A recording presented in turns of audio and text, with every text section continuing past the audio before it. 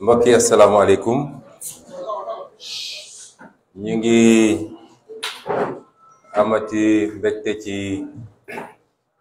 mën a jàkkaarloog waaye taskatu xabaar yi ngir mën a jàllale waxtaan bu gàtt nag jëmale ko ci Sénégalais yi. waxtaanu jàmm la, waxtaan la goo xam ne dafa méngoog li nga xam ne mooy suñu taxawaay ci réew mi,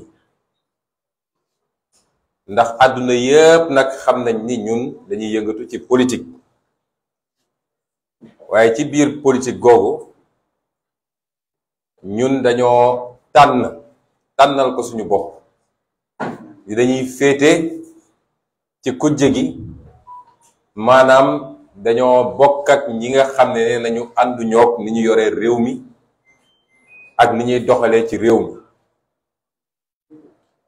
taxawaay boobu mooy suñu taxawaay ci langue politique, te amuñu ci benn laam-laame boo xam ne dina tax benn sénégalais war a mun a xalaat sax ni kii li mu woote newu ci, wala kii war naa mun a bokk ci ñi nga xam ne dañuy woote lii ci suba def la ci guddi. kon suñu option dafa leer, mooy opposant lañu, te opposant radical lañu. mooy amul lenn lu ñu mën a séq ak ñi yor réew mi tey ak niñ ko yoree. ci taxawaay opposant boobu nag ñuy wax sénégalais ni saa su ko laajee rek dinañ ñëw taxaw jàkkaarloog sénégalais yi waxtaan ak ñoom as tuut. bu ko laajul nag mun nañu toog lu yàgg kenn duñu dégg, ndax léeg-léeg nga dégg ku ne da ngeen war a arrêté dem toogi lu yàgg.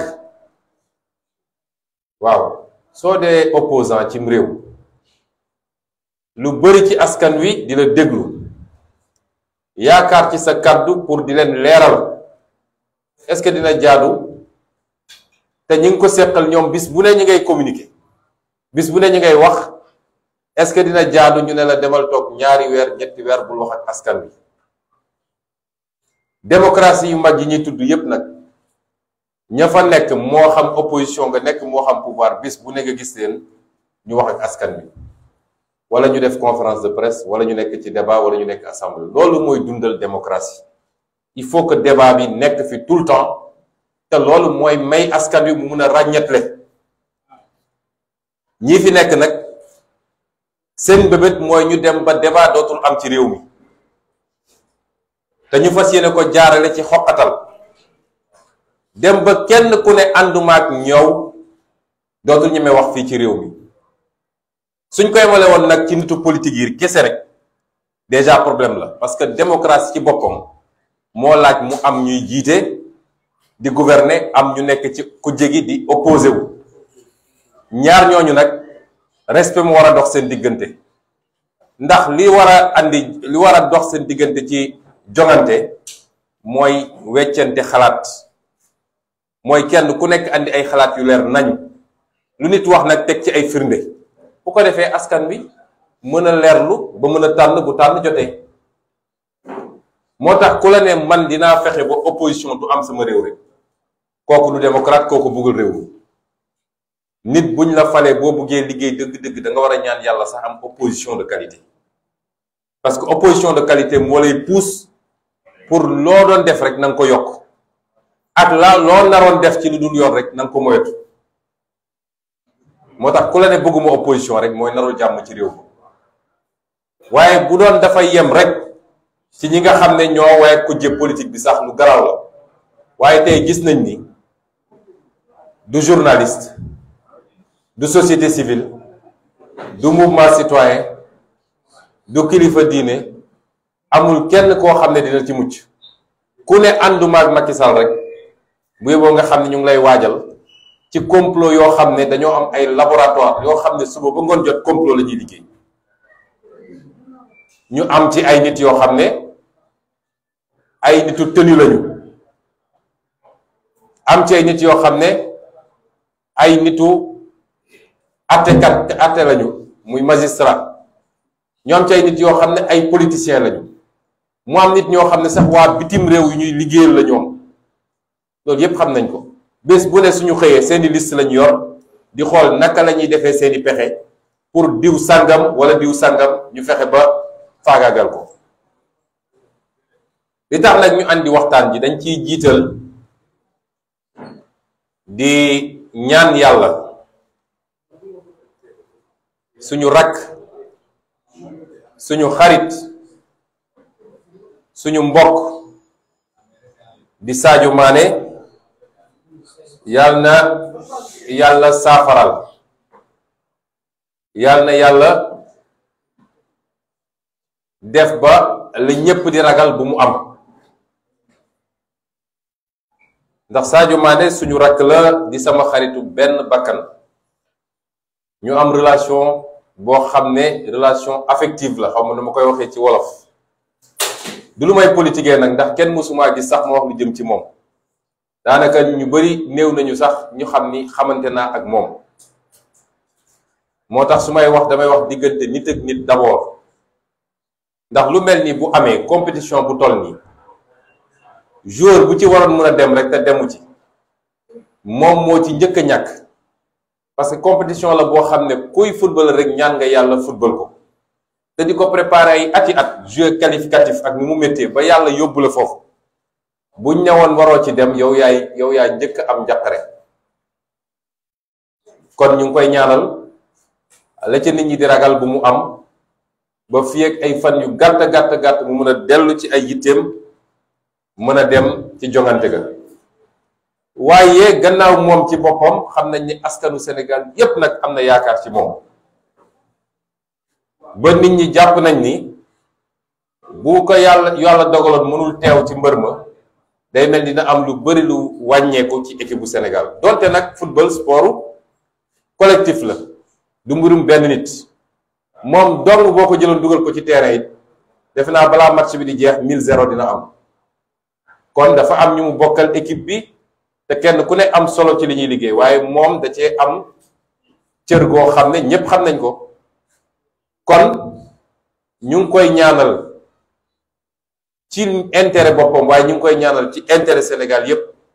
yal na yàlla def ni li tubaab naan plus de peur que de mal, mooy yàlla buñ liñ ciy ragal bañ a am ci mbir mi. ñaareelu poñ bi nga xam ne bëgg naa ko waxtaan ak Sénégalais yi mooy ci xew-xewu jamono. tooxi doone yi nga xam ne am na ci réew mi te mu juddoo ci yorin gu salte, yorin gu ñaaw yi nga xam ne moom la Macky Sall yore réew mi. bis bu ne nag benn feeñ, waaye li ci gën a yéeme mooy ñoom léegi weddeetuñu.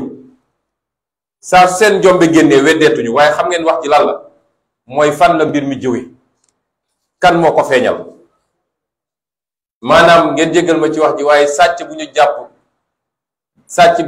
jàpp bu ne fal weddiwul ni moom mu nga doon sàcc, waaye danaan kan moo ma boole.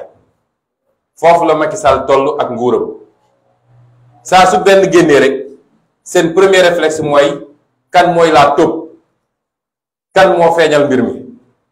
loolu bu ab nguur tollee foofu lañ ci mën a jàngee mooy réew mi ngi ci musiba.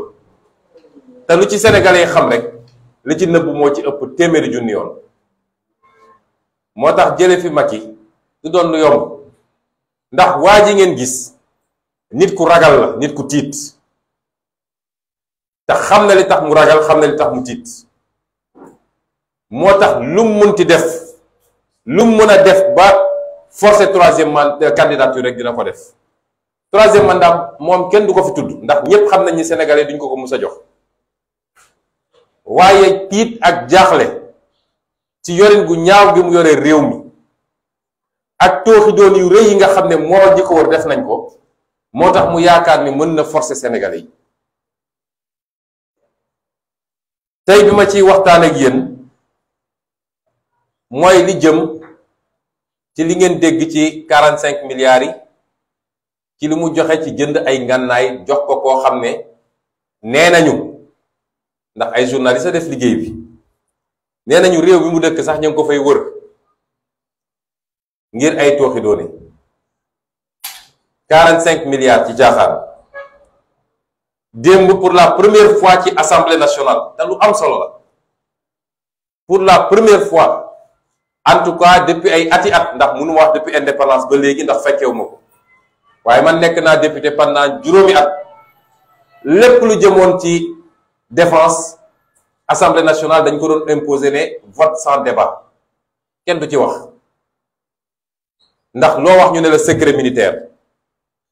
loolu nag moo nar a nekk musiba fii ci Sénégal, ndax nag ci secret militaire boobu la ay nit di jaar, ay politiciens, du waa armée de, waaye ci secret militaire boobu la politiciens yi di jaar léegi pour di def ay affaires yoo xam ne ay milliards yi milliards te kenn du ci wax, ndax soo waxee ñu ne secret militaire. léeg-léeg sax ñu yónni ay militaire, bu cee homme politique da cee wax, ñu yónni militaire ne dem leen dal ci kawam. gis ngeen fal yëre ay militaire yoo xam ne politicien lañu, général à la retraite boo xam ne politicien la, ñépp xam nañ ko, naan day daal sama kaw. li may ñaan lépp lu jëm ci armée mooy nañu génn ci géewu politique bi. géewu politique bi du mbirum armée. séparation bi war a am dama bëgg mu leer, mooy ñun ay civil lañu. lépp lu jëm ci opération militaire amuñu sañ-sañu wax ci, parce que du suñu xam-xam, jànguñu ko, ñun duñ ci wax. ku ci wax it yoon day dal sa kaw, war nañ laa jàpp ne la rëpp ci kaso bi. donc lépp jëm ci opération militaire, nu ñuy xeexee, fan la ñuy xeexee, naka la ñuy, ban position la ñuy jàpp, lan la ñuy utiliser, loolu civil du ci wax, mbirum armée la. waaye nag lépp lu jëm ci kopparu réew mi ak ni ñu koy utiliser ak secteur bi mu mun a doon, homme politique yi ak député yi am nañu sañ-sañu saytu ko. dama bëgg mu leer, te loolu moo xew ci dëkk yépp nag. demal États-Unis, demal France, demal feneen ak feneen, yooyu ay débat la à l'Assemblée nationale, ay débat la ci public bi. da ngay gis sax ay mouvement citoyen yu am doole yoo xam ne dañ naan d'accord ma pour ñu guerre fii. gis ngeen guerre Vietnam, Amérique dafa amoon ay mouvement citoyen yu am solo, dañ naan d'accord ñu guerre Vietnam, d'accord ñu guerre Irak, d'accord ñu parce que loolu citoyen am na ci sañ-sañ. waaye benn citoyen amul sañ-sañu wax ci guerre ga ni muy demee. loolu ku ko def yoon war na dal sa kaw. kon suñu mbokk takk der yi, militaires yi, ñoom waruñoo dugg ci politique, waruñu cee wax, comme ñun ñi waruñoo dugg ci lépp lu jëm ci opération militaire. waaye nag alalu réew mi, ma dellu baamu ko, te toolu doone yëpp di am ci armes yi du militaires yi de, ay homme politique, ay ministre, ay civil ñooy profité ci secret défense pour def ay njombe yoo xam ne ay milliards lañ ci soxla. loolu est-ce que dañ ko war a seetaan ci réew mi? parce que dërëmu sénégalais yi la jaaykatu caaf bi nekk fii day fay impôt, journaliste bii day fay impôt, maçon bi liggéey day fay impôt, taximan bi day fay impôt. yooyu yëpp ñu dajale ko yóbbu assemblée def ko ci budget. ñu ne léegi dina am pàcc yoo xam ne kenn amul sañ-sañu saytu ko, lu ci gaay lu neex gaay ñu def ko ci. du loolu mooy démocratie, te demeewul noonu ci benn réew démocratie ci àdduna. moo wax nag ni démb suñuy député assemblée nationale am na lu ñu def loo xam ne guléet la, ndax pour la première fois ñu imposer débat ci passage au ministre des forces armées. laaj ko ay laaj, loolu musul am assemblée. dañ doon wax rek non c'est les armées, vote sans débat. bi ministre de l'environnement ñëw it imposé nañ fa débat, laaj ko ci 45 milliards yi, te déposé nañu pour ñu ubbi commission d'enquête parlementaire ci 45 milliards yi. noonee lañ ko laajee démb ay laaj moom ministre des forces armées bokk na suñ ko laaj mooy le rapport de la gendarmerie waaye tontuwu ci gaa ngi koy xaar plénière ndax xam ngeen commission lu tëju la presse du ñëw kenn du filmer waaye léegi plénière yi door defe naa le 14 la kon la ñuy wax dañ koo dugal ci li nga xam ne constitution jox nañu sañ-sañ bi kenn mënuñu ko tere mooy kopparu réew mi il faut ñu koy saytu 45 milliards yooyu wax nañu suñuy député nañ ko topp ba mu mat sëp ba ñu xam xaalis bi ci ban condition lañ ko joxee ki ñu ko jox est-ce que amoon na référence yi ñu war ba ñooñu ko war a jox contrat bu toll noonu ak fan la dugal xaalis bi loolu nañ ko leerlu ba mu mat sëkk. waaye am na beneen contrat boo xam ne nee nañu journal bi ñuy wax Africa Intelligence ak yeneen journaux te presse nationale bi lu bari yëkkati na ko ci waat nee nañu ñi nga xam ne ñoom la ñuy tuddee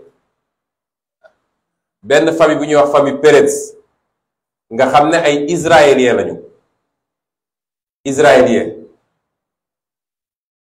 doom ji tudd Idan Pérez baay ji tudd su ma fàttewul tur bi dina ñëwaat waaye daal ab famille la Gabi Pérez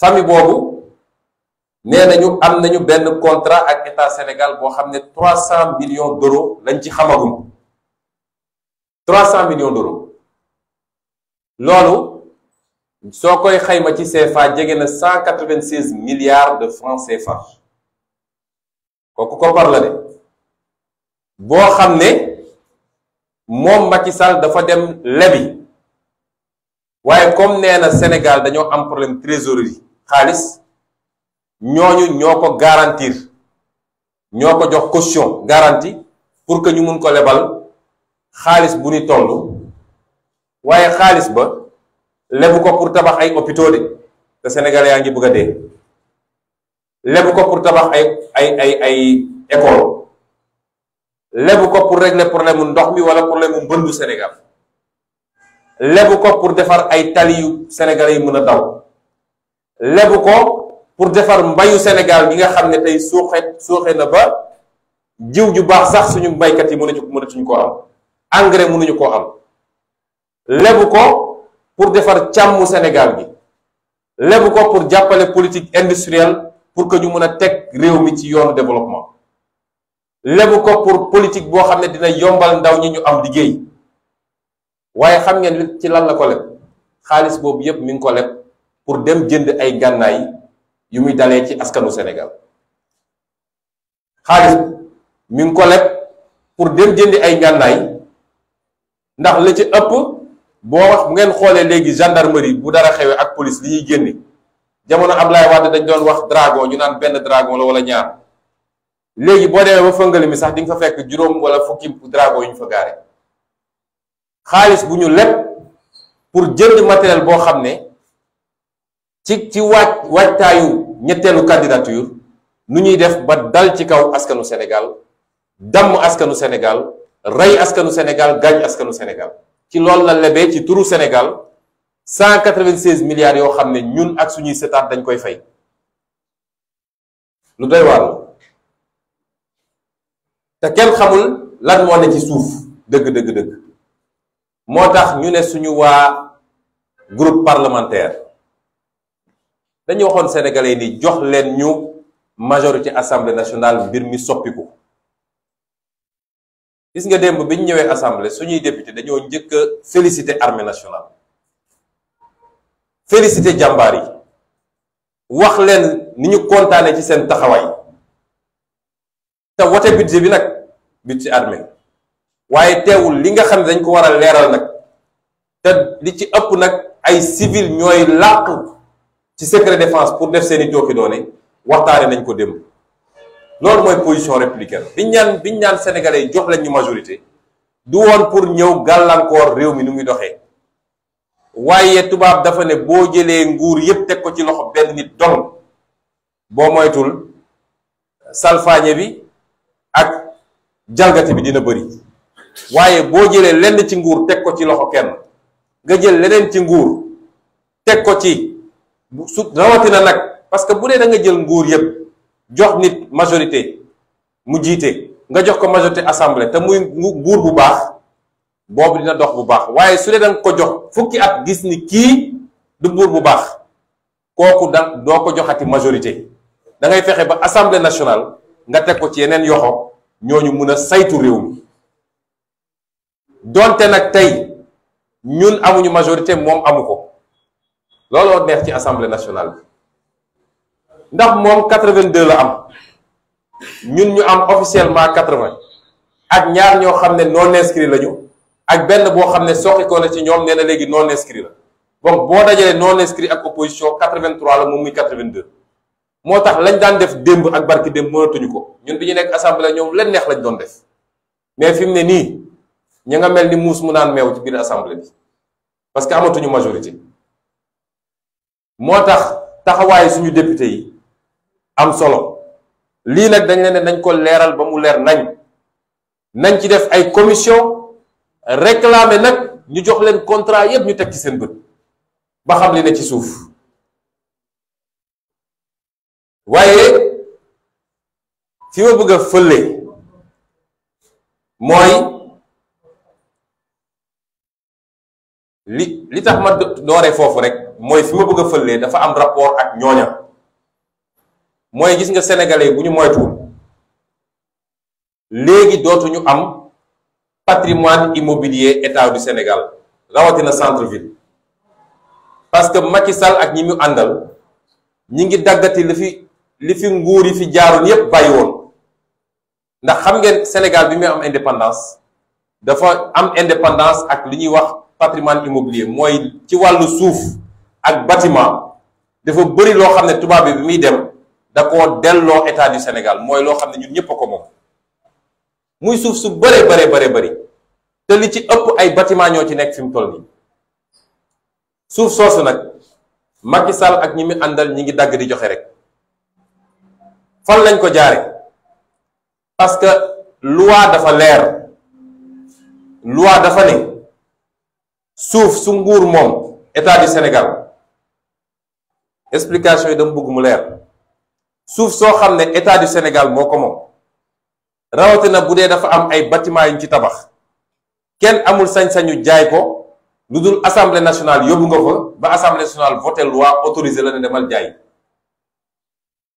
waaye ñoom fan lañ koy jaare dañu teg seen benn deal seen benn technique boo xam ne lu doy waar la li ñu njëkk a def mooy xam ngeen dafa am li ñuy wax agence de gestion du patrimoine bâti de l'État AGPBE agence boobu am na décret bu ko créé woon décret bi ça daté de 2013 waaye 2018 bi moom président Macky Sall dafa changé décret boobu ne léegi agence boobu am na sañ-sañu di joxe ay baux c'est-à-dire di signer nit ñi bàyyi ci terrain yi nga xam ne askanu Sénégal moo ko moom normalement bàyyi moom lépp dafa waroon jaar direction générale des impôts et domaines rawatina direction des domaines léegi ñu créé benn agence boo xam ne ci moom lañ ko rattaché agence boobu léegi moo am sañ-sañu su toogee xool immeuble ba mu neex ko mu ne immeuble bi dama ciy defal bàyyi Ousmane Sonko bàyyi emphytéotique mooy nu mu tuuti 18 ans lay doon gën saa bëri 50 ans lay doon ñu ne léegi foofu lañ koy jaare pour di joxe immeuble yi loolu mooy acte premier bi nga xam ne def nañ ko 2018 ñu jël benn décret numéro 2018/2129 du 6 décembre 2018 moom la Macky Sall njëkk a jël ndax ñoom suñuy def dañ koy planifier bi ñu paree loolu nag la ñu commencé di joxe ay baux yéen ñëpp fàttaliku ngeen yéen journalistes yi junjoon naa ko fii sama benn conférence de presse ma ne leen bindoon naa bi may nekk assemblée nationale le 16 octobre 2020 bindoon naa une question écrite adressée ko gouvernement bi ne leen am na ay immeubles yoo xam ne jël ngeen ko jox ko ay privé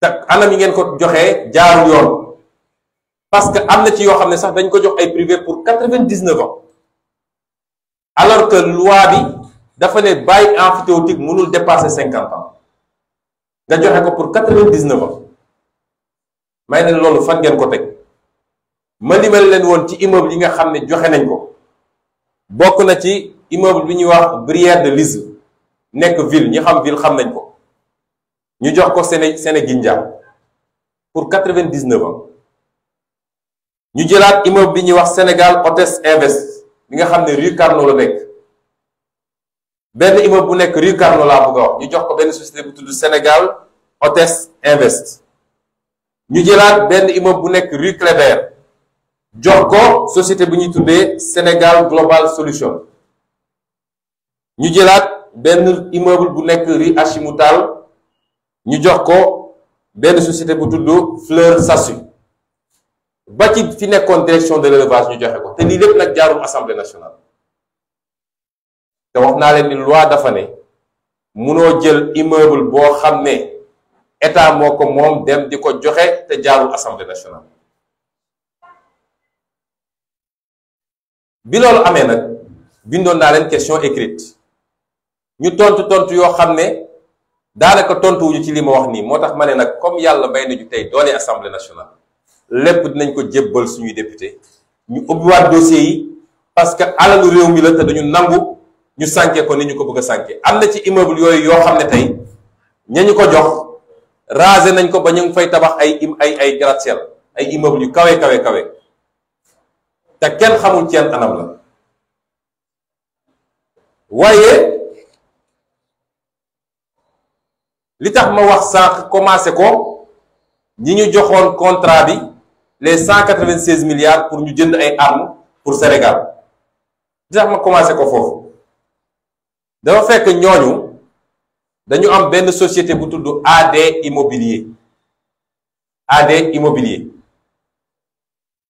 Immobilier boobu Macky Sall daf leen signer benn décret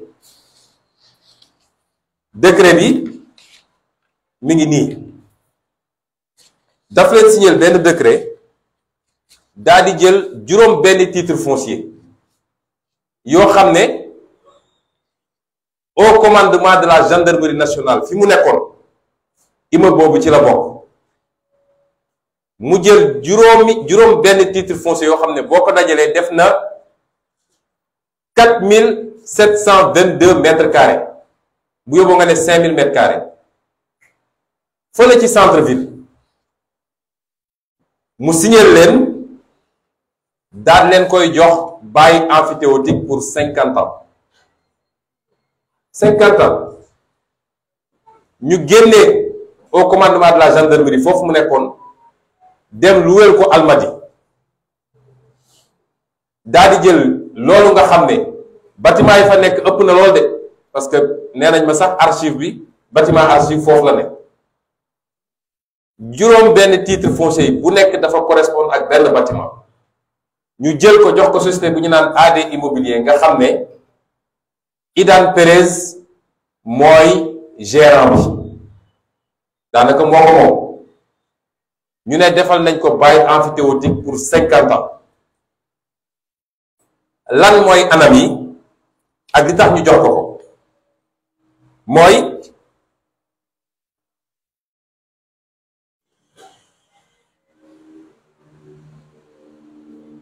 tey ma njëkk a wax ni immeuble boobu soo génnee bâtiment yi soo jëloon rek suuf si assiette bi boo ko doon xayma tey nu mu tuuti valeur u 7 milliards la parce que yéen yëpp xam ngeen ni centre ville tey mètre carré bi ci valeur marché bi ñu ngi koy jaay diggante 1,5 million ak 2 millions def leen calcul bi boo jëlee sax 1,5 million nga xam ne moo gën a néew valeur u 7 milliards minimum la ñu jox société boobu te loolu xaymaa gu ñu bâtiment yi fa nekk waaye dañu bind mooy bâtiment yépp da ko war a raser pour tabax fa benn bâtiment commercial boo xam ne moom moo ko moom nga jox ko ne jox naa la ko bail emphytéotique pour 50 ans waaye at bu nekk 5 millions ngay fay comme bail 5 millions soo koy xayma mooy 416 000 francs par mois lañ ko joxee loolu la ko Macky Sall joxee 416 000 francs par mois lañ ko joxee terrain bu toll noonu mu war faa tabax immeuble boo xam ne immeuble commercial la su wëlbati ko moo xam ay bureau la koy def wala da koy jaay mais moom immeuble bi état du Sénégal moomul immeuble bi musiba weesuwul loolu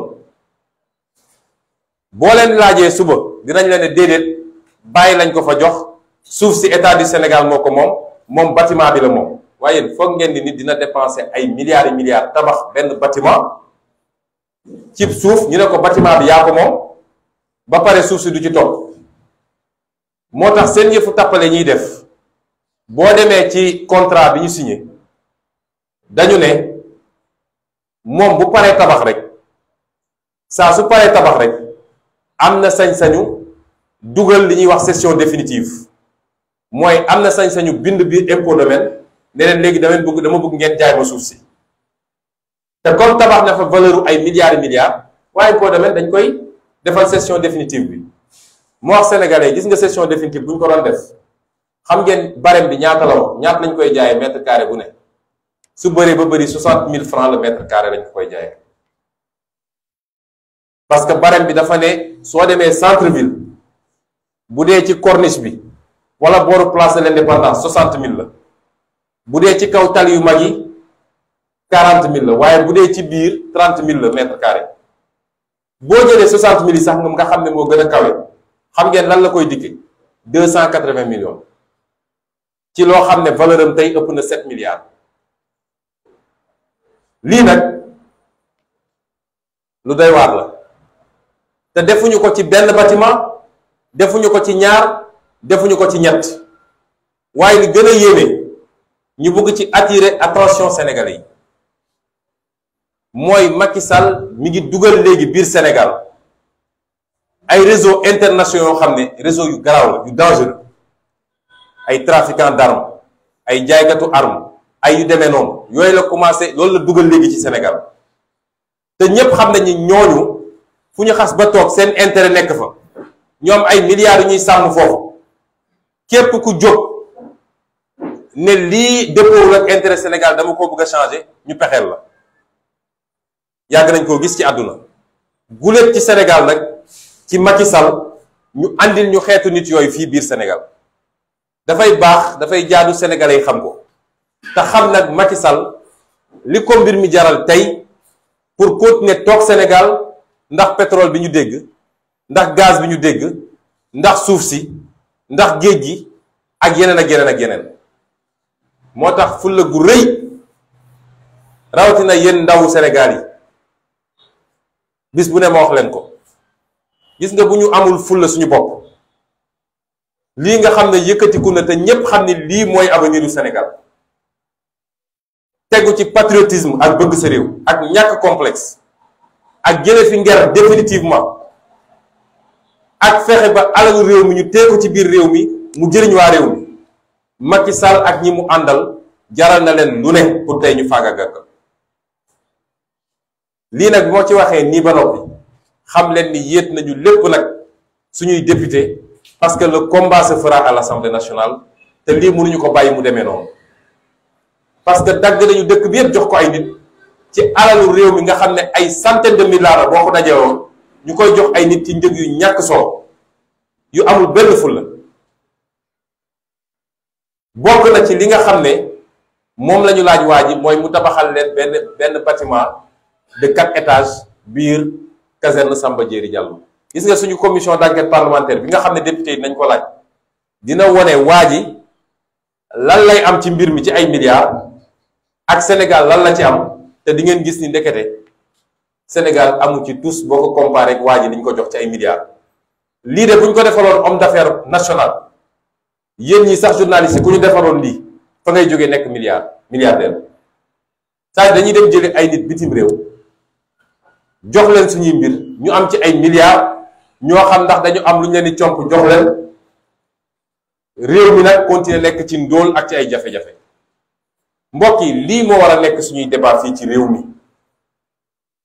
diversion yi ñuy def nii ay waxu Masamba ak Mademba waxu picc yoo xam ne dama bëgg askan wi egg benn niveau de maturité boo xam ne lii waral tey jafe-jafe mu xam ko ba kenn dootu ko divertir di ko dugal ci ay waxu caaxaan. parce que nag ñoom dafa am loo xam ne ay nañ ci te askan wi il faut mu yow fi définitivement saa suñ ko jàppee ba jot ko rek mu créé benn fait divers diw wax na lii diw dem na fii diw jàpp nañ ko fii ñu bàyyi nag li nga xam ne mooy suñu farata nekk ci ay débat yoo xam ne amaluñu njëriñ. moo tax bu kenn askan bi bu mu nangu moom ñu divertir ko ku ciy seetaan télé sax wala rajo ba ñu dugal la ci débat yoo xam ne amalul réew mi njëriñ changer télé nga dem seetaan fu ñuy waxee jafe-jafe réew mi. parce que foofu lañ ci toll est-ce que askan wi xam nañ ni ñun dañoo bokk ci réew yi gën a ndóol ci àdduna bi. ñaar fukki réew ak juróom yi gën a ndóol ci àdduna bi Sénégal ci la bokk. moo ne réew yi nga xam ne tey ñoom ñoo ëpp alal ci àdduna bi boo demee seeni dëkk seen waxtaan yépp seeni télévision seeni rajo mooy naka la ñuy def ba am énergie bu doy naka la ñuy def ba pétrole ñu am pétrole bu doy ak njëg bu yomb naka la ñuy def ba waa réew moo am liggéey naka la ñuy def ba paj mi baax naka la ñuy def ba mbay mi baax mais waxu ñàkk fayda yi ñu nekkee fii doo leen ko gis mukk ñu débat ci loolu. réew nag bu la gën a xam farataam moo la gën a développé. ay réew ku la gën a xam farataam moo la gën a développé may insister beaucoup ci ndaw ñi parce que dañ leen di divertir ci réseaux sociaux yi ngeen nekk ci wax yu amul benn solo nit bu ñàkk gën a ñàkk solo bu génnee wax ngeen topp ci commentaire nangam lii moo war a nekk seen farata lii moo war a tax ngeen jóg taxaw ter ne duñu nangu ku jaay suñu réew wala ku yàq suñu avenir. ñaareel bi nga xam ne nag bëgg naa ko waxtaane mooy mbirum journaliste Pape Alé Niang ndax Macky Sall dafa nekk ci programme am ab listam la yor liste boobu bis bu ne ñi ko wër ñi ngi xool naka la ñuy fexele ba ñi nekk ci liste boobu ñu yóbbu leen kaso. liste boobu ay journaliste a ngi ci ndax journaliste buy def liggéeyam rawatina ñi ñuy wooye journaliste d'investigation di feeñal lañ doon nëppal yaa ngi ci liste boobu ñu ngi lay pexeel. liste boobu ay homme politique ñoo ci jiitu évidemment ay nit yu nekk ci mouvement citoyen ñi ngi ci liste boobu façon catégorie socio-professionnelle boo jël ñi ngi ci liste Macky Sall boobu. aw askan nag bu ñu toogee di seetaan nañu fàttaliku ni ñetti nag ya bu ñu àndee bu weex ba bu xonq ba ak bu ñuul ba bukki xam ni ñii tànk ñi ngi ànd mënaluma leen dafa fexe ba tasaare leen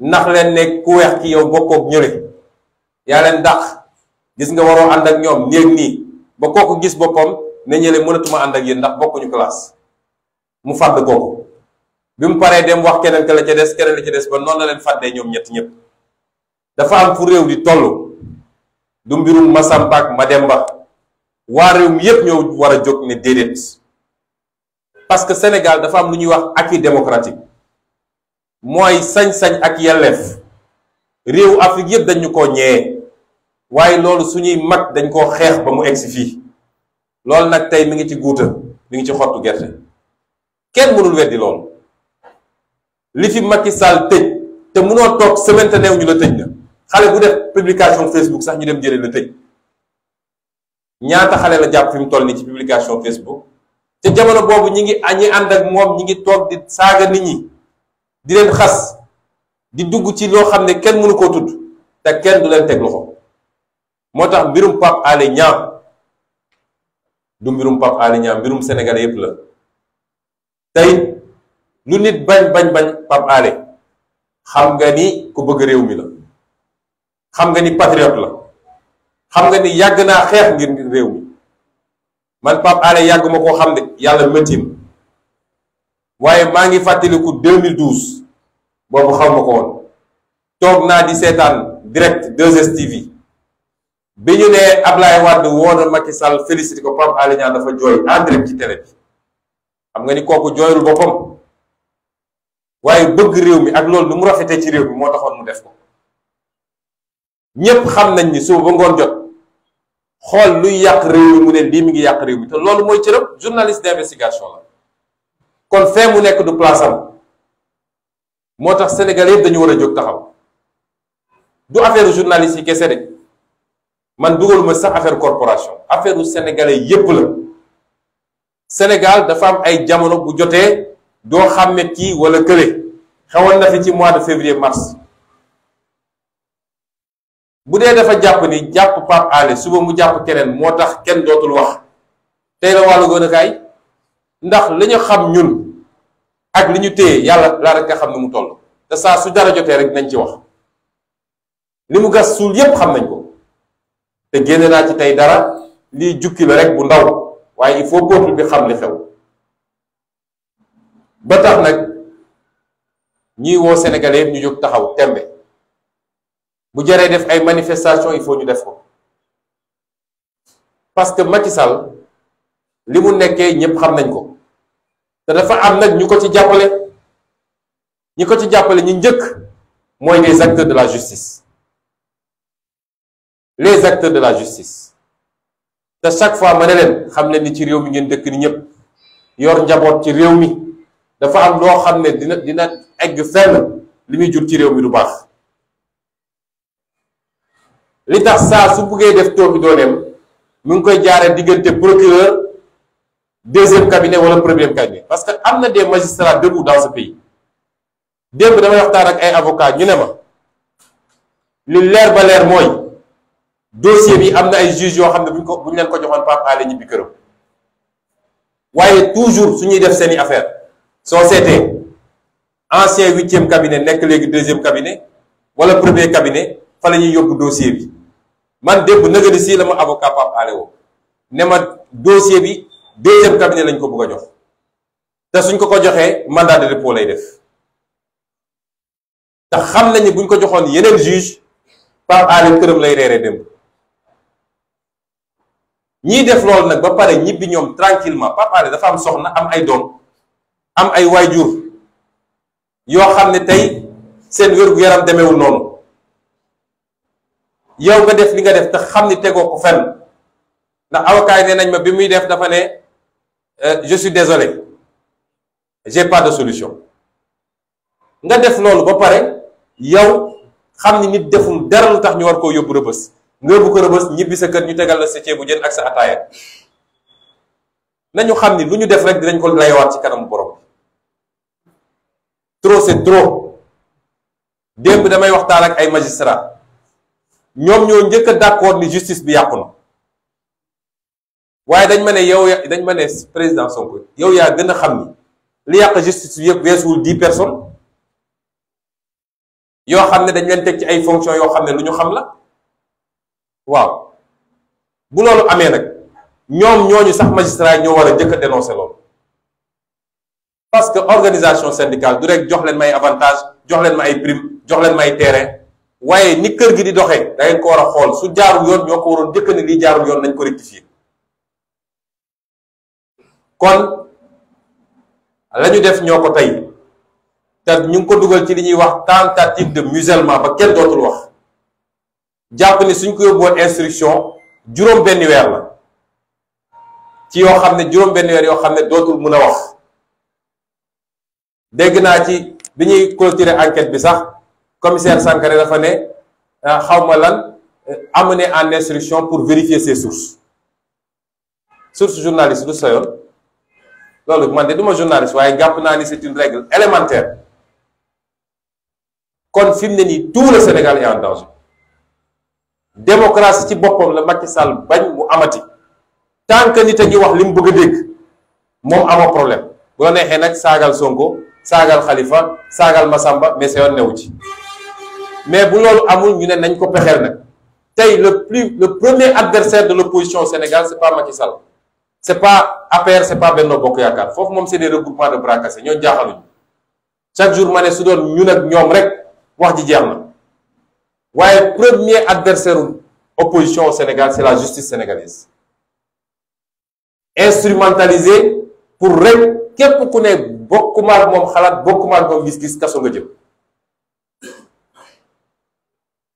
gendarmerie ak police tegu ci du ma ne gendarme yëpp du ma ne policier yëpp comme du ma ne magistrat yëpp tamit li ci ëpp ci magistrat yi bokkuñu ci lii te ñoo koy naqarlu ci suuf waaye ñi ñu teg ci bopp ba pour ñuy def liggéey bi nga xam ne moom la waa ji bëgg boo génne loolu ci Macky Sall dara desi ko fi dara askan wi won na ko gannaaw parce que dem na ba gis xar kanamam dëgg loolu moo xew fi Sénégal kon nañu bàyyi li ñu nekkee. dama doon waxtaan ak Khalifa Sall benn bés mu ne ma juge bi ma inculpé woon fekk na ma rëbës ne nañ ma génne bañ ma génnee mu ne ma damaa ñëw du dara damaa ñëw pour baalu la àq ndax xam nga rek léeg-léeg mënuñoo bañ. loolu magistrat dina waxee noonu est-ce que ñoom xam nañu liberté lan la liberté nit yàlla dafa mooñaale nit ak liberté nit boo ko xañee liberté xañ nga ko lépp nga ñëw xañ nit liberté ci yow loo xam ne leeral ni sa digganteeg sa borom boo sànni woon sa sijaada di julli xam nga ni lii ma def du yoon naka la nit di demee ba egg niveau boobu après nga dem naan yaa ngi baalu ji ak ma ne ko yow tu es trop gentil man su doon man appes la fay jële foo ñu bàyyi li yenn nii nit ñi duñu ay objet yoo xam ne su la neexee nga teg fii su la neexee nga sànni fële. ñetteel bi ma bëgg a aborder it ci lu gaaw mooy semaine passée dama leen yégaloon ni dina am ay plainte ñuy déposé bis ni ki démb déposé naa ñaari plainte contre Serigne Bassirou Gueye benn bi déposé naa ko auprès du premier président de la Cour suprême ñaareel bi déposé naa ko auprès de l'IGAJ l'inspection générale. IGAJ moom mooy def procédure disciplinaire soxlawul autorisation kenn pour def ko waaye Cour suprême moom mooy àtte magistrat bu dee dafa def lu dul yoon waaye pour mu def ko nag il faut que ministre de la justice autorisé. may wax ni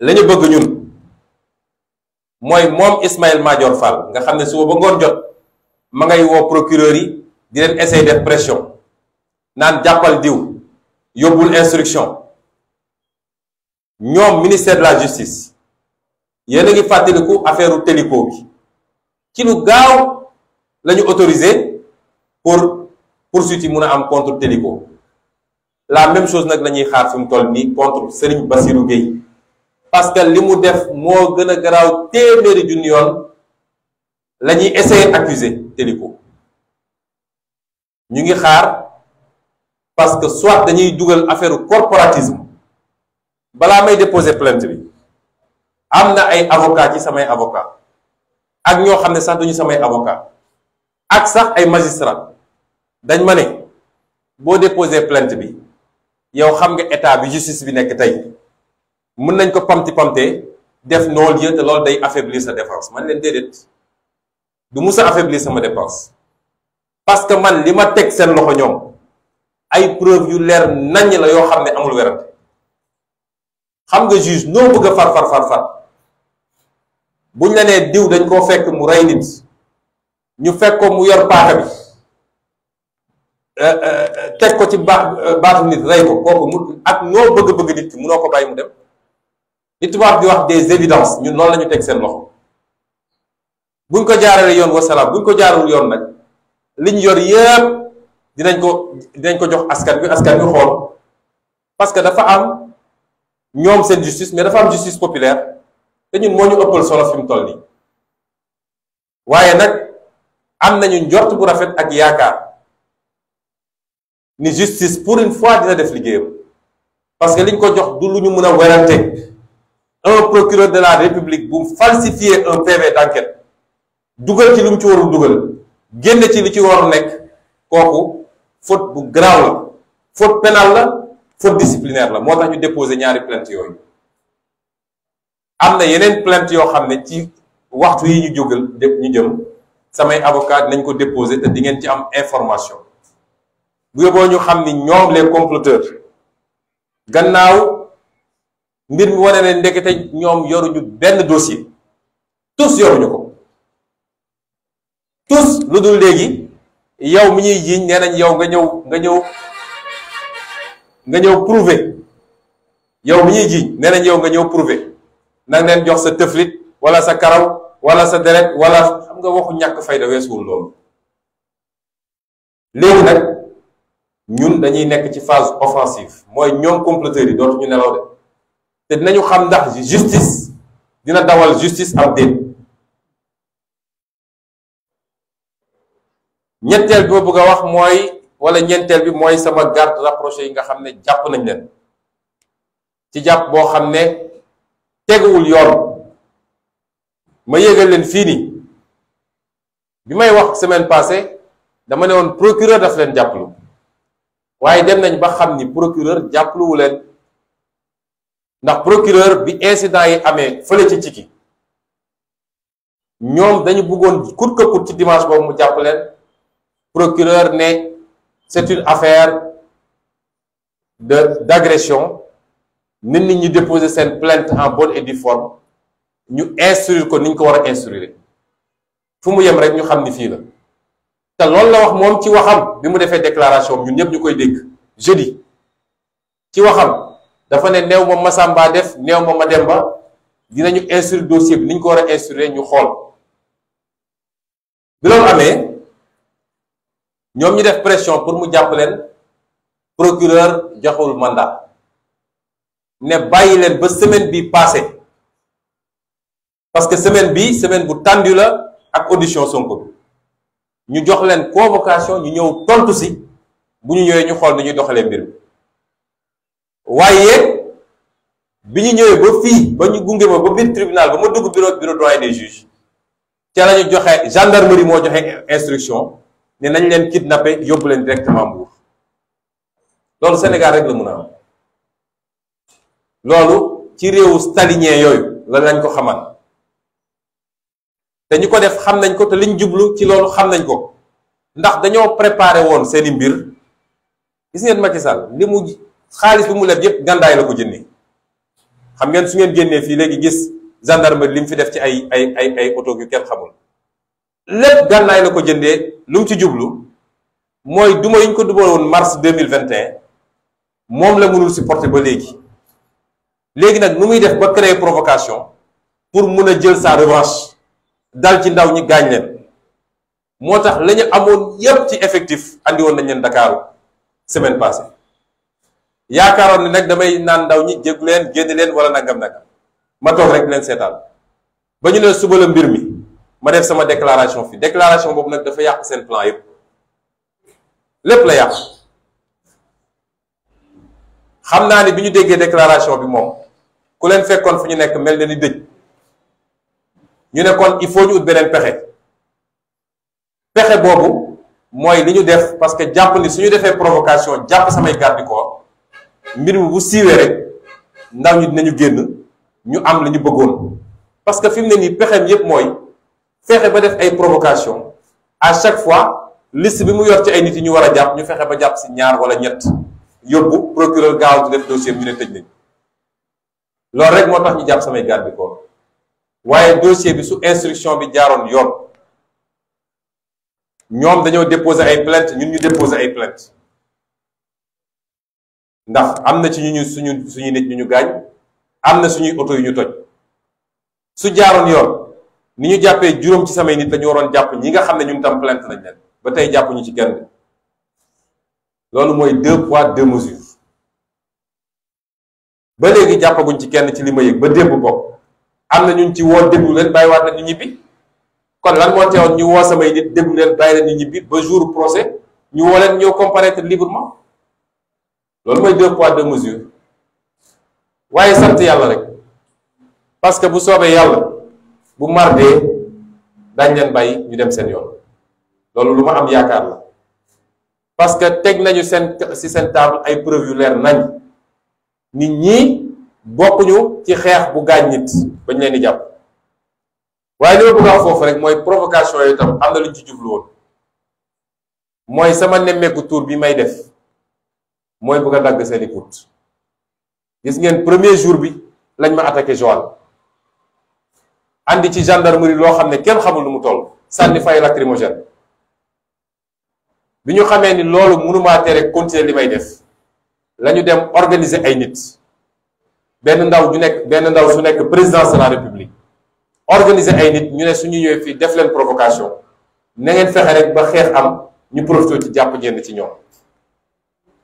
jàpp nañu noonu la mën na gàllankoor nemmeeku tuur bi may yëgal Sénégalais ni bu soobee yàlla bis ni ki suba ajjuma te ñu reprendre tranquillement suñu nemmeeku tuur incha allah parce que ni ma ko waxee rek 46 départements yépp dañ fa teg suñu tànk bu soobee yàlla dem waxtaan ak Sénégalais yi ci jafe-jafe réew déglu leen xam seeni problème waaye wax leen solution yu leer nañ yoo xam ne tey moom la ñu fas yéene def à partir de 2024 pour soppi réew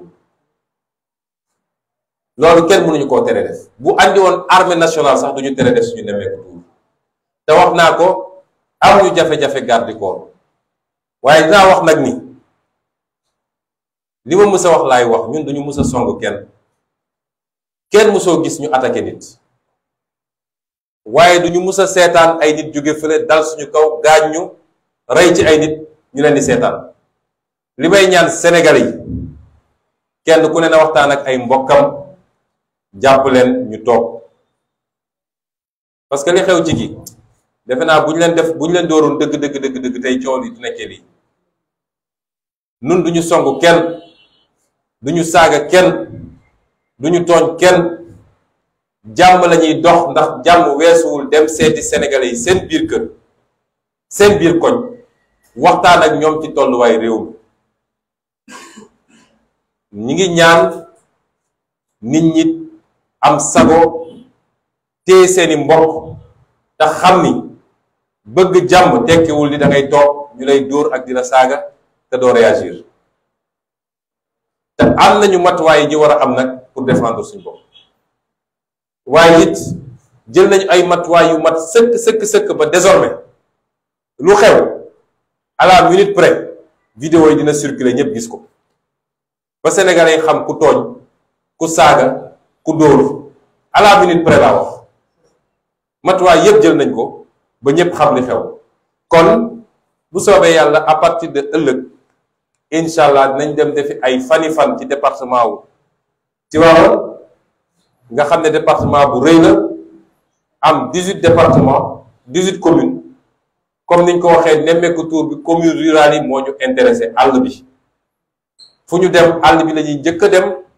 waxtaan ak ñoom baykat yi sàmmkat yi nappkat yi jigéen yi transformatrices yi yooyu moo ñu gën a intéressé bu ñu paree loolu dinañu xool nag chef-lieu de région bi suñ fa mënee def dara ñu def ko mbokk yi mooy juróom yi poñ yi ma bëggoon waxtaan ak yéen dinaa ko faram-fàcce nag donte taxawaay bi gudd na ci kàllaama nasaraan def ko résumé bu ko defee après bu dee am na quelques laaj ñu déglu ko doog a yeewi ñëpp bu soobee yàlla.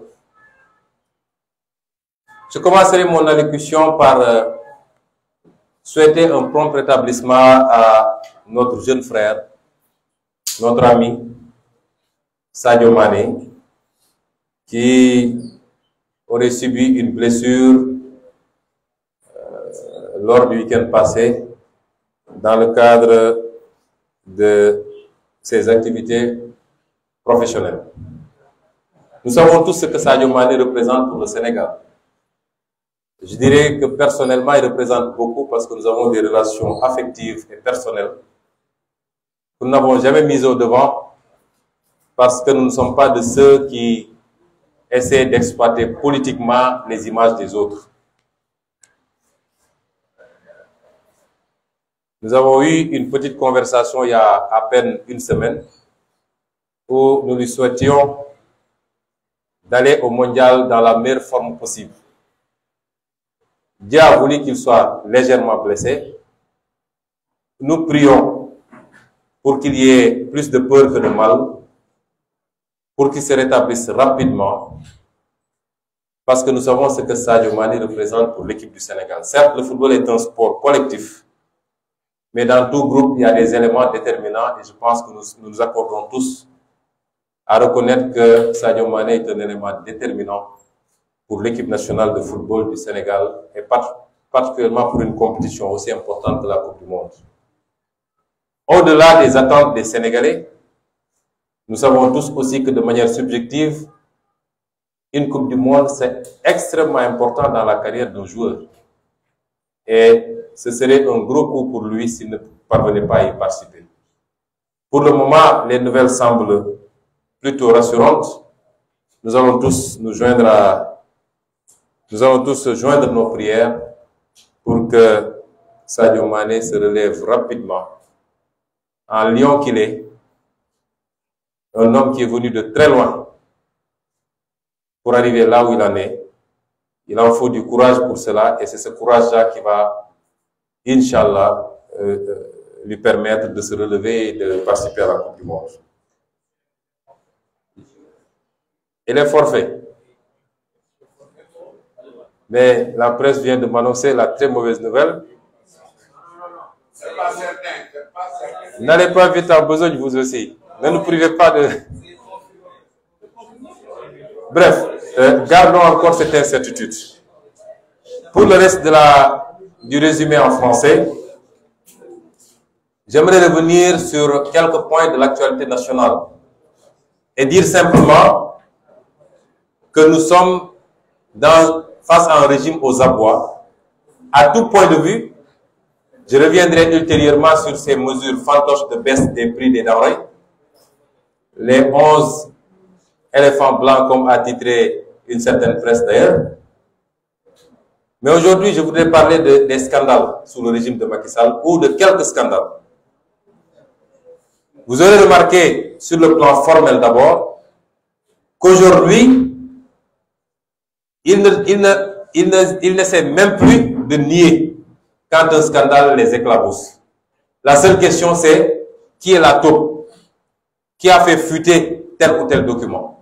Quand un régime en arrive à cela, c'est extrêmement inquiétant pour le pays.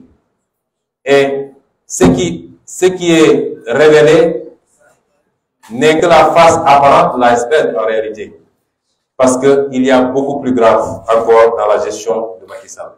Et c'est pourquoi cet homme va tout faire pour se maintenir au pouvoir, parce qu'il a peur. Quand vous regardez ce président parler, quand vous regardez son faciès, au-delà des façades, vous vous rendez compte qu'on a affaire à un homme qui a peur. Et quand un homme qui tient le pouvoir et qui est ce qu'il est, parce que nous savons tous qui il est, quand cet homme-là a peur, il devient un homme dangereux pour chacun et chacune des Sénégalais. Il devient un homme dangereux pour nos acquis démocratiques et il devient un homme dangereux contre toute contradiction par rapport à sa politique. J'aimerais parler d'un point qui peut plus ou moins s'apparenter à des questions liées à la défense nationale, mais je voudrais avant tout dire quelque chose. Nous sommes des acteurs politiques. Nous avons assumé d'être des acteurs politiques. Et quand nous sommes entrés en politique, nous nous sommes fixés comme objectif de tout faire pour relever le niveau du débat politique. De tout faire pour que les vraies questions, les questions essentielles soient débattues dans ce pays. Et je crois qu'on doit nous reconnaître de nous être battus pour que les questions techniques liées aux finances, liées au budget, liées à la fiscalité, liées aux ressources naturelles, sur lesquelles nous avons même produit des livres, liées à la décentralisation, les questions liées à l'agriculture, à la santé, etc., que ces débats soient désormais au cœur des préoccupations des acteurs politiques. Et c'est cela qui va faire avancer le pays. Mais ce n'est pas des débats de personnes à longueur de journée. Tel a dit, tel a fait, tel aurait, la vie privée des gens. Ce n'est pas ça qui va faire avancer le pays. Et c'est dans ce sillage que nous avons considéré, nous, qu'il ne doit pas y avoir de questions taboues quand il s'agit des deniers publics, quand il s'agit de l'argent du contribuable. Parce que si aujourd'hui on fait 7 000 milliards de budget, c'est la contribution de chacun et chacune des Sénégalais. Cet argent n'est pas sorti de la poche de Macky Sall. Il faut même se poser les questions s'il paye des impôts au Sénégal. Il en paye aux États-Unis où il a une maison. mais est-ce qu'il en paye au Sénégal? Je veux dire aux Sénégalais que chacun et chacune d'entre vous paye des impôts tous les jours, qu'ils le sachent ou pas. Quand vous achetez une carte de recharge Orange ou je ne sais quoi, vous payez de la TVA, 18%. Quand vous achetez du riz ou de l'huile ou je ne sais quoi, vous payez des impôts. Quand vous payez votre facture d'électricité ou d'eau, vous payez des impôts. Mais quand on vous paye votre salaire, on vous fait une retenue à la source, c'est les impôts. Et c'est l'ensemble de ces impôts qu'on amène à l'Assemblée pour dire que nous faisons une projection de tant de milliards. Et c'est ces impôts-là qui servent à la dépense publique. Est-ce normal que nous n'ayons pas le droit de nous intéresser à cette dépense publique, à l'utilisation de cet argent public?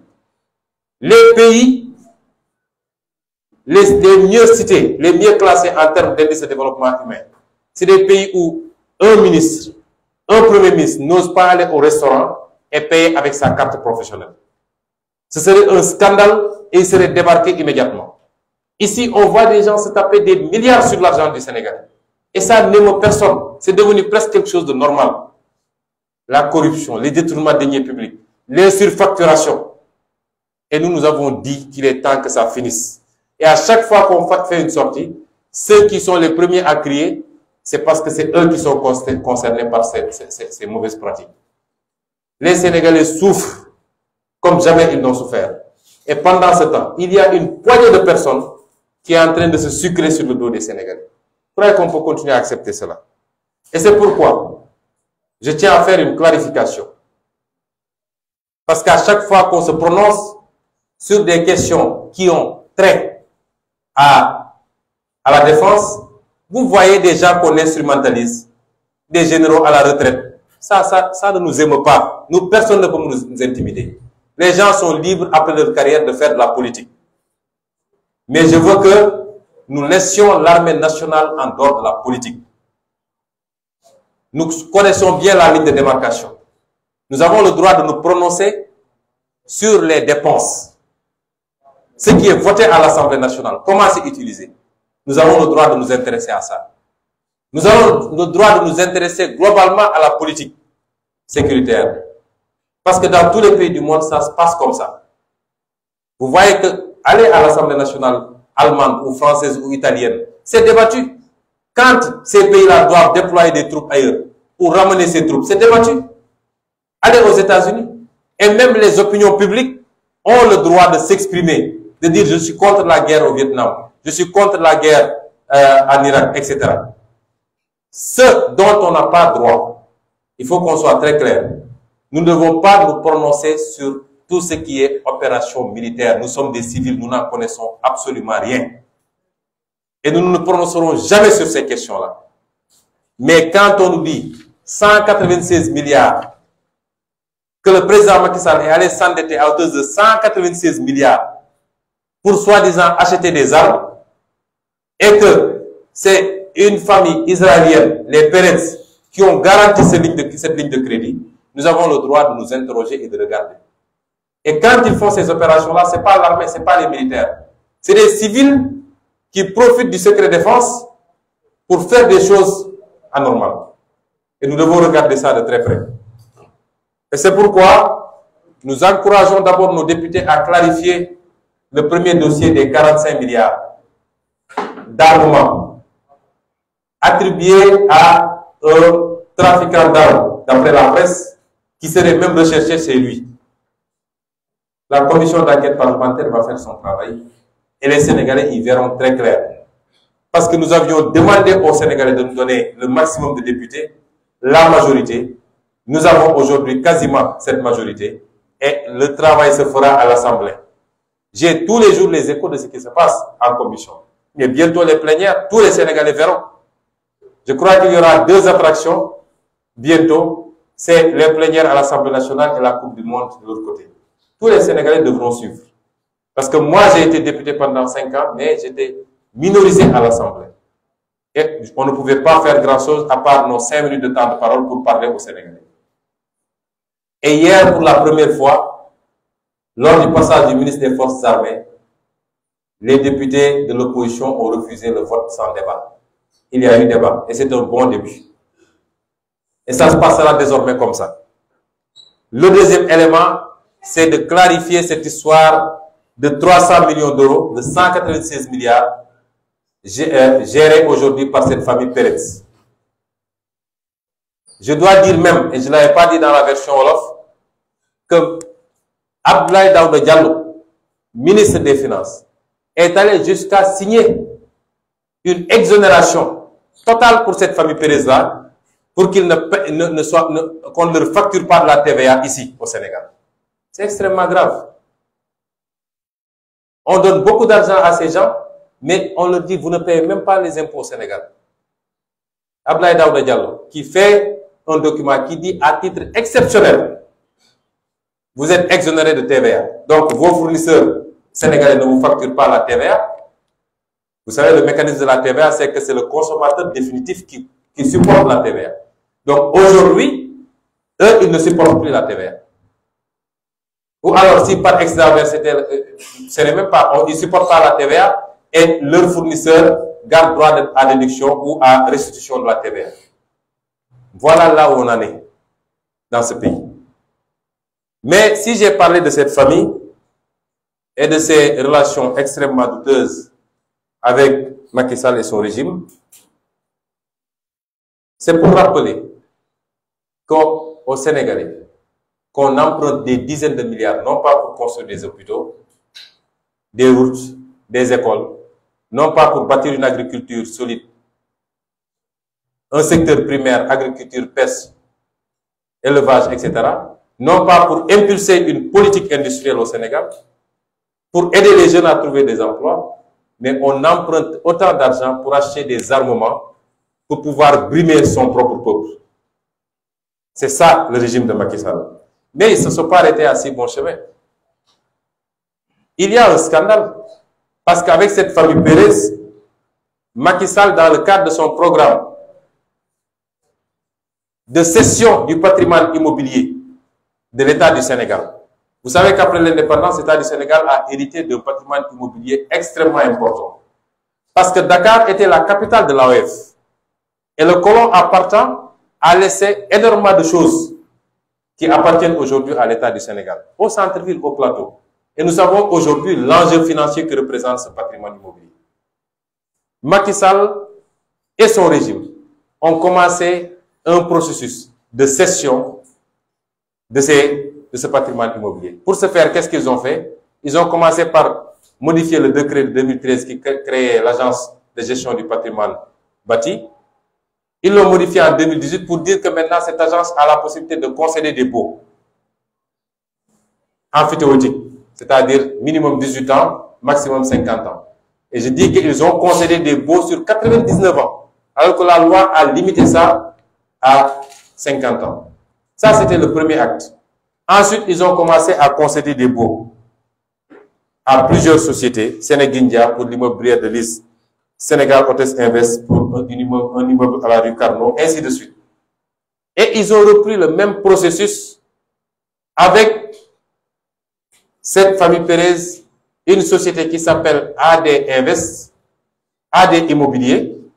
Je vous dis que dans le cadre de l'armement et des bâtiments, cette famille Pérez a deux sociétés qui s'appellent AD Trade et AD Con. Maintenant, ça, c'est la troisième qui s'appelle AD Immobilier Sénégal. Et c'est avec cette société-là que Macky Sall, à travers l'agence de gestion du patrimoine bâti de l'État, a fait signer d'abord un premier contrat, un bail, pour leur donner l'immeuble qui abritait le haut commandement de la gendarmerie, mais ils y ont ajouté 5 autres immeubles, c'est-à-dire toute une partie de maisons. Toute une partie de maisons. 4722 mètres carrés, presque 5000, au centre-ville. Et ils ont cédé, ils ont établi un bail emphytéotique au profit de cette société. La contrepartie, c'est que cette société devait construire un immeuble de R+4 qui doit abriter le haut commandement de la gendarmerie, ici à la caserne Samba Diéry Diallo. Mais l'immeuble va construire sur ces 5000 mètres carrés un immeuble commercial de très haut standing qui lui appartient à lui. sais pas si je me fais comprendre. Je veux dire que là où se trouve cette assiette foncière, le mètre carré aujourd'hui sur la valeur marchande, c'est minimum 1,5 million. Mais ça peut aller jusqu'à 2 millions ou plus. Si vous faites le calcul, vous serez à 7 milliards et quelques. 7 milliards 83 millions, exactement. C'est ça la valeur du terrain. Je ne parle même pas des bâtiments. Et on cède ça à une société qui doit payer un loyer mensuel de 5 millions. Un loyer annuel de 5 millions, c'est-à-dire un loyer mensuel de 416 000 francs. On leur donne cette assiette foncière. Mais le pire, et c'est ça l'astuce, c'est par ça qu'ils veulent passer pour faire la cession définitive. Parce que ne soyons pas dupes. Une société ne va pas construire un immeuble commercial à coût de milliards pour dire après que le terrain ne m'appartient pas, ça appartient à l'État du Sénégal.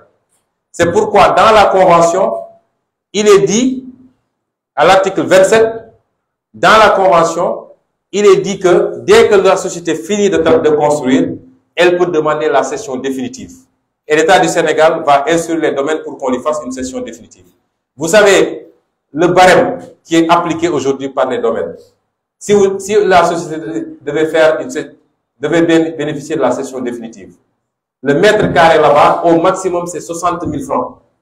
Et au minimum, c'est 30 000 francs. Ça veut dire qu'on cédera à cette société un terrain d'une valeur de 7 milliards, on lui cédera ça à 280 millions. C'est scandaleux. Et c'est ça que vous allez retrouver dans tous les autres sites que j'ai cités. Et c'est pourquoi nous allons demander à nos députés de clarifier ces questions-là. Parce que trop, c'est trop. Ces pratiques prébandières constantes, entretenues par un régime, souvent avec des hommes d'affaires étrangers extrêmement douteux. Rappelez-vous que pour le pétrole, ils avaient fait la même chose avec Franck Timis qui était recherché chez lui et qui n'avait aucune référence pour qu'on lui donne des blocs pétroliers et qui n'a pas réalisé les investissements pour lesquels il avait pris des engagements. Et c'est celui-là qu'ils avaient été allés prendre pour vendre notre gaz à vil prix. Voilà là où nous en sommes et ces dossiers, nous allons les suivre. J'avoue que j'avais déjà déposé une question écrite en 2020, le 16 octobre 2020, sur les autres immeubles. Mais celui-là me semble beaucoup plus grave et il va falloir qu'on le clarifie pour que le peuple sénégalais soit édifié. Le deuxième point que je voulais aborder, c'est l'emprisonnement arbitraire du journaliste Pape Alé Niang. Nous exigeons sa libération. La place de Pape Alé Niang n'est pas en prison. Pape Alé Niang n'est pas un criminel, c'est un professionnel qui fait son travail consciencieusement. Nous exigeons de Macky Sall, de son procureur et de son juge d'instruction de libérer Pape Alé Niang. Nous savons qu'ils ne vont pas entendre parce qu'ils sont dans une logique d'élimination systématique de toutes les voix discordantes. S'ils pensent qu'en prenant Pape Alé Niang pour une instruction de 6 mois, ils auront réussi, ils se trompent. Parce que tout ce que Pape Alé Niang fait, nous pouvons le faire aussi bien ou mieux. Mais il y a des dizaines de Sénégalais, journalistes ou pas journalistes, qui peuvent faire ce travail-là. Ce qu'ils recherchent, c'est l'intimidation par la justice et par le déploiement de forces de gendarmerie et de police. De sorte qu'aucun Sénégalais n'osera plus parler. Et je dis à la jeunesse sénégalaise, si vous succombez à cela, comprenez que votre avenir est compromis définitivement. Cet espoir d'en finir définitivement avec ces régimes de prédation, de corruption, de surfacturation, ces régimes qui ne sont pas patriotes, qui préfèrent l'intérêt des étrangers aux intérêts des Sénégalais, ces régimes qui sacrifient le peuple sénégalais, ses ressources naturelles, à l'autel de leurs intérêts personnels. Cet espoir unique, cette chance unique qu'on a d'en finir, si nous cédons à la peur, à la paranoïa que Macky Sall veut instaurer dans ce pays, comprenez que dans les 50 ans ou 100 ans à venir, nous serons là à constater, si nous sommes encore vivants, nos fils et nos petits-fils seront là à souffrir, mais nous serons des étrangers dans ce pays. Il faut que nous soyons prêts à faire face à Macky Sall, en ne cédant pas à la provocation gratuite. Le moment venu, tout le monde saura ce qu'il a à faire. Mais il ne faudrait jamais qu'on cède à l'intimidation. Aujourd'hui, Macky Sall sait très bien que le peuple sénégalais lui a tourné le dos. Il ne compte que sur quelques éléments de la justice, quelques éléments de la police et la gendarmerie pour continuer à faire la sale besogne, c'est-à-dire persécuter et emprisonner. Ce n'est pas trop de dire que nous sommes dans une démocratie. Nous sommes dans une dictature, du moins. C'est pas trop de le dire. Parce que les gens pensent que la dictature, c'est le régime de Staline ou certains régimes qu'on connaissait, Corée du Nord, etc. Non. Mais ce que Macky est en train de faire, c'est de la dictature. Quand vous êtes président de la République et vous posez tous les jours des actes désapprouvés par tout votre peuple, mais vous continuez à les poser parce que vous avez votre justice et votre gendarmerie, c'est de la dictature. Et voilà là où nous en sommes au Sénégal. Et c'est pourquoi nous lancerons un appel à tous les Sénégalais. C'est la démocratie qui est aujourd'hui en jeu. C'est les acquis démocratiques, les libertés élémentaires, les droits et libertés élémentaires. C'est cela qui est en jeu aujourd'hui. Ce n'est pas la personne de X ou Y qui est en jeu. Il faut faire face en mobilisant tous les Sénégalais pour dire non, selon des formes d'action qui seront à définir dans les jours et les heures à venir. Je dirais aux magistrats de manière générale, et particulièrement à ceux, parce que vous aurez remarqué qu'à chaque fois qu'une persécution est orchestrée contre un leader d'opinion, ça passe par le deuxième cabinet ou le premier cabinet. L'ex-8e cabinet devenu deuxième cabinet. Il faut que les magistrats sachent que ceux à qui ils ont affaire, c'est des êtres humains. Pape Alé Niang a laissé une épouse chez lui. Il a laissé des enfants. Il n'a pas assassiné, il n'a pas volé. Il faisait son travail. Il n'y a rien de plus sacré en l'être humain que sa liberté d'aller et de venir, de penser, de s'associer. C'est inscrit dans notre constitution. Comment des juges peuvent, comme ça, de manière aussi légère, se lever du jour au lendemain pour dire je balance qui je veux en prison? Pour après-demain dire je n'avais pas le choix. Je subissais des pressions. Ils ont prêté serment. Ils ont prêté serment. Je rappelle le serment du juge. Le serment du juge. Ils ont prêté serment. Quand ils prêtent serment, quand les juges prêtent serment, ils disent « Je jure de bien et loyalement remplir mes fonctions de magistrat, de les exercer en toute impartialité dans le respect de la Constitution et des lois de la République, de garder scrupuleusement le secret des délibérations et des votes, de ne prendre aucune position publique, de ne donner aucune consultation à titre privé sur les questions relevant de la compétence des juridictions et d'observer en tout la réserve, l'honneur et la dignité que ces fonctions imposent. Où sont l'honneur et la dignité? Où est l'impartialité quand des juges se comportent comme ça, pour après venir se confondre en excuses pour dire j'avais pas le choix? Ils sont là pour servir Macky Sall ou pour servir la loi? Il faut que cela cesse. Le troisième point, ou le quatrième que je voulais aborder, c'est d'informer l'opinion nationale et internationale qu'hier nous avons déposé des plaintes contre l'un des comploteurs, Serigne Bassirou Gueye. Je l'avais annoncé, je l'ai fait. 2 plaintes, l'une auprès de l'inspection générale Ligage et l'autre auprès du premier président de la Cour suprême. Plainte pour faute professionnelle, donc disciplinaire très grave, mais plainte au pénal également, parce que ce que Bassirou Gueye a fait est très grave. Serigne Bassirou Gueye a manipulé et perverti un PV d'enquête pour essayer d'incriminer un député opposant et trouver un motif de l'envoyer en prison. N'eût été le peuple sénégalais en mars 2021, les manipulations de Serigne Bassirou Gueye m'auraient conduit aujourd'hui à Rebeuss et je ne serais pas là en train de vous parler. C'est extrêmement grave. Et ce que nous attendons à partir de maintenant, rappelez-vous que quand une personne que je ne vais pas nommer a déposé une plainte contre le juge Téliko, le ministère de la Justice s'est empressé d'autoriser à ce que la plainte soit instruite. Puisque vous savez qu'un magistrat, il faut une autorisation du ministère de la Justice pour qu'il soit poursuivi au pénal. Nous attendons la même diligence et la même impartialité pour que l'immunité s'il s'agit d'immunité de Serigne Bassirou Gueye soit levée et qu'il puisse répondre des actes graves qu'il a posés. Pour les gages, je crois qu'ils n'ont pas besoin de cette autorisation parce que c'est sur le plan disciplinaire. L'autre élément que je veux dire, certains magistrats pensaient même que cette procédure était prématurée parce que si les gens jouent du corporatisme pour s'empresser de classer le dossier, ça peut affaiblir notre défense. J'ai dit non. Nous déposerons cette plainte parce que ce que nous avons, c'est du béton. Nous avons toutes les preuves matérielles des manipulations de Serigne Bassirou Gueye. Si la justice fait correctement son travail, il devra aller en prison. Si la justice ne le fait pas également, ces informations seront rendues à la connaissance du grand public. Parce que la justice populaire aussi existe et les Sénégalais verront ce qu'il en est.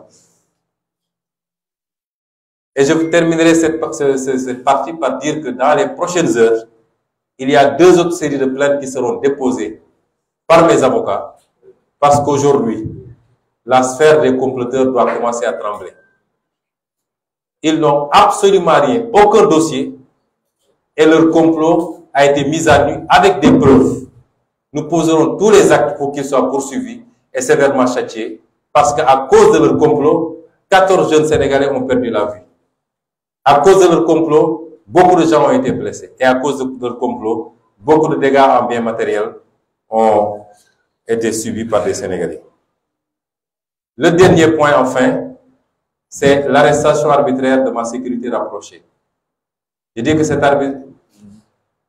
Nous avons toutes les informations pour dire que cette arrestation n'émane pas du procureur de la République, qui avait reçu une plainte et avait demandé qu'elle soit instruite la semaine qui suit, que les concernés soient convoqués, qu'ils viennent subir l'enquête le plus naturellement du monde, mais c'est la gendarmerie nationale, et vous savez quand on parle de gendarmerie nationale de qui on parle, qui a précipité cette arrestation hors de Mbour, donc hors de sa juridiction, parce que simplement nous avions déjoué leur plan. Puisque le jeudi passé, ils voulaient impérativement qu'il y ait affrontement. Et c'est pourquoi ils avaient fait venir tout ce qu'ils dont ils disposaient de troupes et de matériel à Dakar, parce que Macky Sall est... Vous savez que quand on est rancunier, on est rancunier. Et il est dans une logique d'essayer de prendre coûte que coûte une revanche sur son revers de mars 2021. Et il pensait que les jeunes allaient se mobiliser massivement pour qu'il ait l'occasion de réprimer. Nous avions déjoué ce plan-là parce que nous sommes sûrs de notre dossier. Et nous avions exigé à être entendus. Il n'y avait aucune raison, aucun prétexte pour que les gens sortent. Quand ils se sont rendus compte du ridicule qui les frappait, ils ont voulu coûte que coûte poursuivre la provocation. C'est pourquoi ils ont kidnappé notre sécurité rapprochée pour la conduire manu militari en Mbour. Nous dénonçons ces pratiques. C'est des pratiques dignes des régimes de tortionnaires, des régimes staliniens, des régimes dictatoriaux. Nous le dénonçons, mais nous disons en même temps que, comme tous les dossiers qu'ils fomentent, il n'y a rien contre ces agents. Heureusement que le procureur n'a pas cédé, puisqu'il ne nous l'a pas dit. Je n'ai pas de contact avec lui, mais je sais qu'il a dû subir beaucoup de pression pour amener le dossier en instruction. Heureusement que ce dossier est allé en flagrant délit et que mardi prochain, s'il plaît à Dieu, ces agents reprendront du service. Nous n'avons pas de problème de sécurité. Ils ont pensé, puisque depuis longtemps, ils essaient de mettre la main sur notre sécurité rapprochée. Rappelez-vous, en pleine campagne, ils ont essayé de les arrêter à Kolda. À Tambacounda, du moins. À plusieurs reprises, leur nom a circulé. S'ils pensent que c'est cela qui va freiner notre activité de Némé-Koutour, notre activité qui consiste à aller rencontrer les Sénégalais chez eux, dans leur localité, dans leur maison, dans leur lieu de travail, pour discuter avec eux, ils se trompent parce que nous allons reprendre cette activité justement demain, vendredi, s'il plaît à Dieu. Après le département de Mbour, nous allons attaquer pour plusieurs jours le département de Tivaouane. J'aimerais encore une fois alerter. Nous savons le dispositif sécuritaire qu'ils ont mis en place. Nous sommes suivis et surveillés 24 heures sur 24. Ça ne nous émeut pas, parce que nous sommes tout à fait transparents. Le mécanisme des des caméras de surveillance dans toutes les artères de Dakar et d'ailleurs pour flasher et surveiller. Le relais qui est pris par les agents de terrain dans les angles morts, nous savons tout.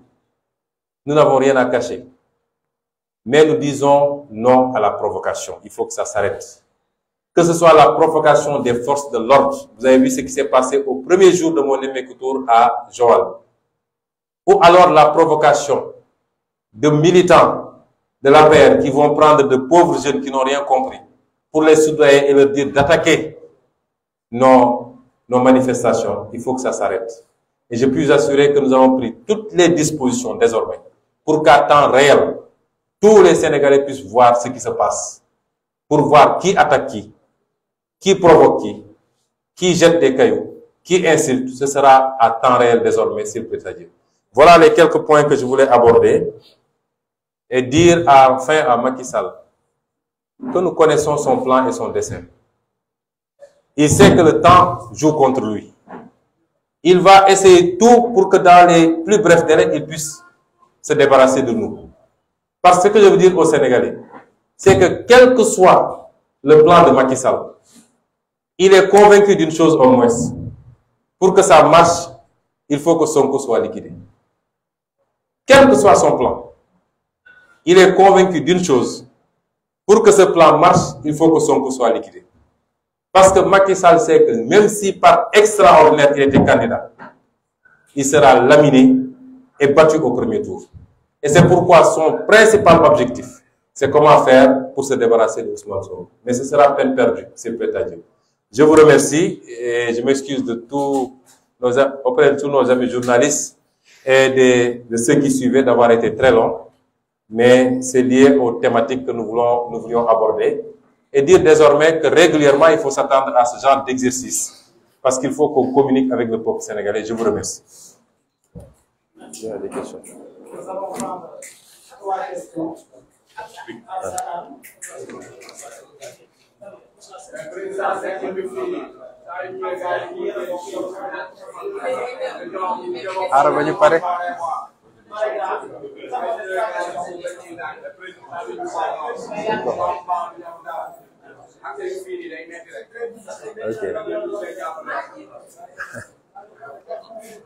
Non, ça va.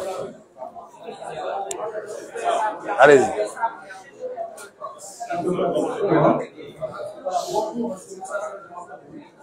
Moussa Sène de Ouattara. Ma question est la suivante. Vous avez souvent l'habitude de décrire l'attitude de la justice dans vos discours. Aujourd'hui, vous annoncez une plainte contre Serigne Bassirou Gueye à la Cour suprême à l'égard. Est-ce que ce que vous venez de faire, ce n'est pas de la théorie? Est-ce que vous espérez qu'on parle de dans vos points? Ok. Alors, monsieur Ousmane Sonko, sama yaay bi jëm ci wàllu prise de fonction bi nga xamante ni say yoon amoon na benn coow boo xamante ni duggoon na ci ba ci sax ñu si doon ci nga xamante ni mooy Birame Souleye ci wàllu prise de fonction yi lan moo ci position parce que ak naka la ñu réglé loolu. Beneen question bi mooy wàllu affaire Pape Alé Niang coow da ci ay wax dañ ciy gis ci wàllu dépénalisation de la presse. Lan mooy sa position yow Ousmane Sonko ci wàllu dépénalisation de la presse. Ñetteelu question bi le jour de votre audition Bassirou Diomaye Faye dafa wax ni que il a eu vent d'un projet d'empoisonnement contre vous dans lequel deux puissances étrangères se réveillaient. Ndax mën nga ñu andil ay leeral ci wàllu loolu. Bonjour, Madame Marina, journaliste active de 121. La question que j'aimerais poser, c'est en rapport avec Pape Alé Niang, qui aujourd'hui est en prison, à qui aussi nous apportons notre soutien en tant que confrère et grand frère. Mais aussi le lien que vous avez avec Pape Alé, vous l'avez un peu soulevé. Il a toujours été accusé comme étant votre fervent défenseur, Pape Alé Niang. Aujourd'hui, est-ce que votre sortie, encore une fois, justifie ce lien que vous entretenez, vous, président Ousmane Sonko et Pape Alé Niang? Merci beaucoup. Je pense que, bon, nous allons prendre une dernière. Bonjour, c'est Laura Laval, journaliste à Dakar. Alors, Ousmane Sonko, vous avez évoqué tout à l'heure l'arrestation de votre garde rapproché. Il a été fait question ces derniers jours, l'arrestation de votre chauffeur. Est-ce que vous confirmez cette information? Merci beaucoup. Bon, je vais commencer par cette dernière question. Monsieur Ba, mon chauffeur n'a pas été arrêté. Vous savez, malheureusement, les informations, c'est très compliqué et vous ne pouvez pas être tous les jours en train de démentir. Ce qui est vrai, c'est que le chauffeur était parti puisqu'il a déposé plainte. Il a été blessé et le véhicule qu'il conduisait a été cassé. Et il a été appelé avant-hier pour être entendu. Une fois sur place, il a été entendu et la personne sur laquelle sa plainte porte avait été cueillie de Tchiki pour être entendue. Cette personne, quand elle est venue, a dit qu'elle aussi, elle reconnaissait mon chauffeur comme ayant participé au RIX. Et le commandant a voulu arrêter le chauffeur. Mais le procureur s'y est opposé et le chauffeur a été tranquillement libéré. D'ailleurs, il est là, il est rentré tranquillement. Donc, c'est une information qui n'est pas vérifiée. Aujourd'hui, on n'a que les 5 arrestations. La première question de Sen, hein, Wolf. Vous savez, M. Sen, critiquer quelque chose ne veut pas dire que vous n'aurez pas à faire ce que vous devez faire avec cette chose-là. La justice, c'est la justice du Sénégal.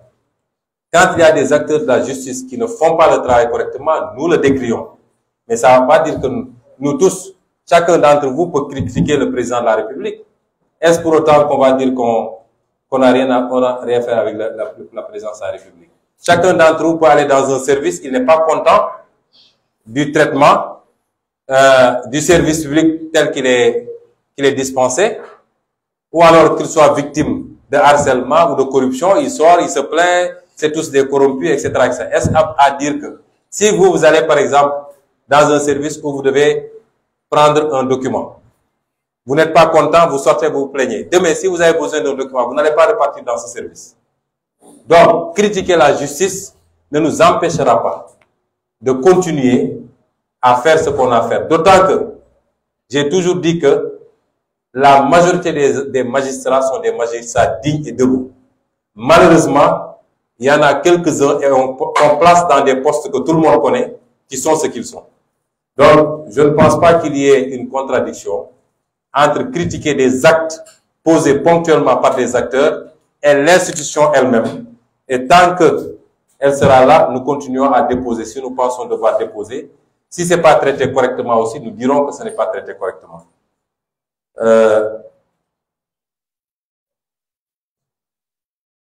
La dépénalisation du délit de presse. Vous savez, pour moi, il n'y a pas de délit de presse. Si on est dans le cadre de l'exercice d'une profession et strictement, il n'y a pas de délit. Si il s'agit d'informer, et d'informer juste et vrai, il faut qu'on se dise les choses.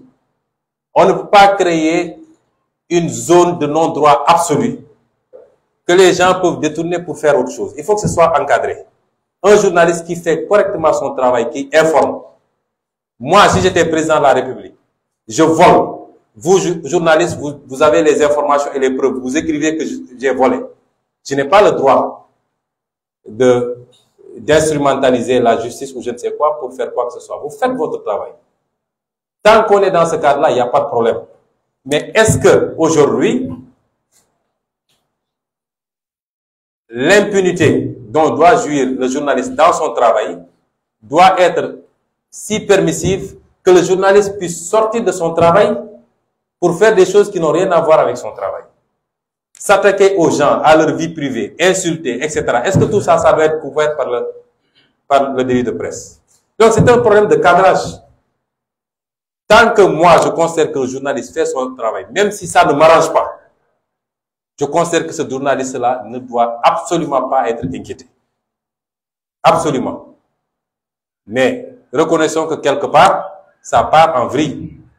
Et donc, il faut que nous puissions définir le cadre, dépénaliser tout activité de presse stricto sensu, il ne peut pas y avoir de peine quand un journaliste fait son travail et qu'il découvre des choses, même si ça ne m'arrange pas. Je suis le président de la République, je dois l'accepter, il fait son travail.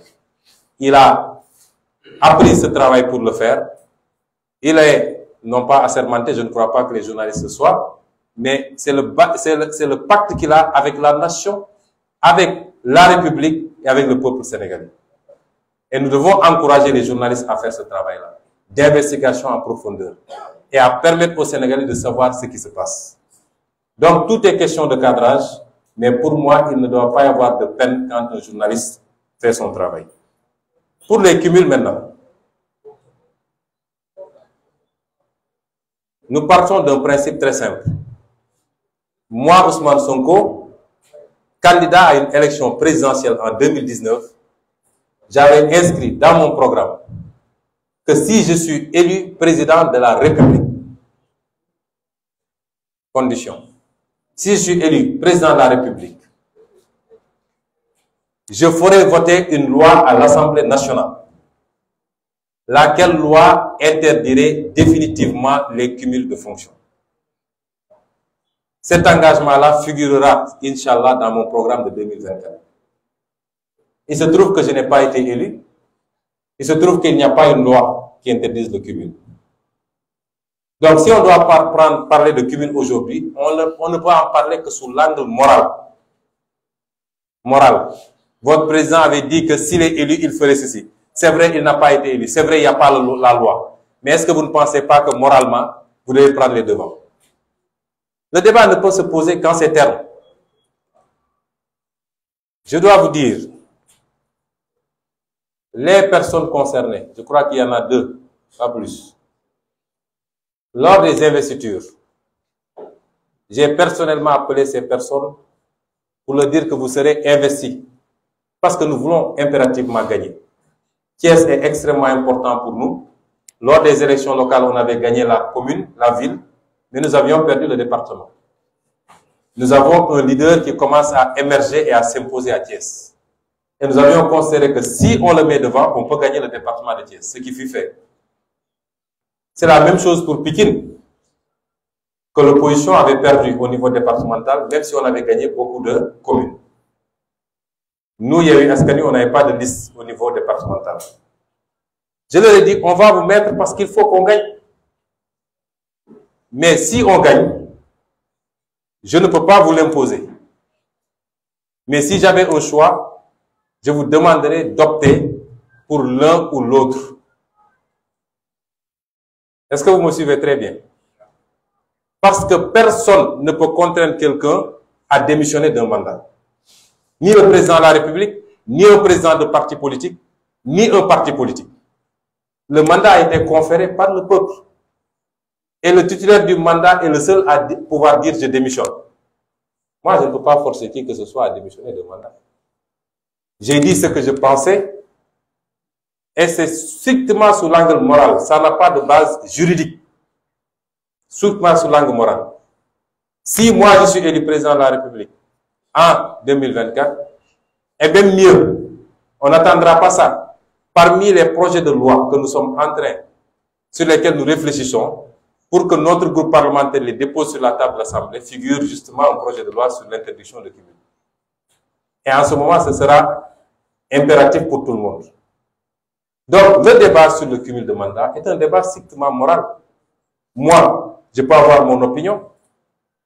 Si notre liste n'avait pas été supprimée, et si j'étais passé à l'Assemblée nationale, j'aurais choisi entre mairie de Ziguinchor et Assemblée nationale. Et ça me concerne moi. Parce que je crois fondamentalement à cela. Je suis maire d'une ville, je sais la charge de travail que cela requiert. J'ai été député, je sais la charge de travail que ça requiert. Et il y a suffisamment de Sénégalais assez compétents pour faire le travail. Donc, le problème du cumul se pose en ces termes et il relèvera de chacune des personnes concernées de prendre sa décision. Soit de démissionner d'une fonction ou de dire je ne démissionne pas. Mais personne ne peut les contraindre à faire ou à ne pas faire. Je crois que j'ai été très clair sur cette question. Le lien que j'aurai avec Pape Alé Niang. J'ai un lien avec Pape Alé Niang, un lien humain. Je crois que Pape Alé Niang, je l'ai connu il n'y a pas très longtemps. C'est peut-être les 4 dernières années. Maximum 5 ou 6. En tout cas, je ne le connaissais pas jusqu'en 2014. Jusqu'à la création de notre parti politique. Chacun d'entre nous a des liens avec X ou Y. Mais je peux vous assurer d'une chose. Pape Alé Niang est un homme tellement fier, à la limite même de la susceptibilité, que personne ne peut lui dire ce qu'il doit faire. Je n'ai jamais dit à Pape Alé, dans le cadre de son travail, fais ceci ou ne fais pas cela. Jamais. Je ne l'ai jamais fait. Et je sais qu'il n'aurait même pas accepté. Donc, qu'on puisse avoir des liens humains, je me rendrai aujourd'hui même auprès de son épouse pour me solidariser avec ce qui se passe. Mais sur le plan professionnel, je n'ai jamais eu à dicter à Pape Alé Niang une conduite ou un article ou je ne sais quoi. Il sait ce qu'il fait. Il a fait des options dans la vie. Il a choisi d'être journaliste d'investigation et de fouiller là où ça fait mal. Et ça, c'est du journalisme. Il en a le droit. Comme quelqu'un d'autre a le droit de dire, moi, je vais être journaliste littéraire, journaliste sportif, revoyeur de presse, etc. C'est des options. Et c'est permis en journalisme. C'est pas un crime que je sache. Donc, vouloir faire ce lien pour en tirer des conséquences, ça n'existe pas. Je crois avoir répondu à toutes les questions qui ont été posées par les 4 journalistes. Je vous remercie. Thank you.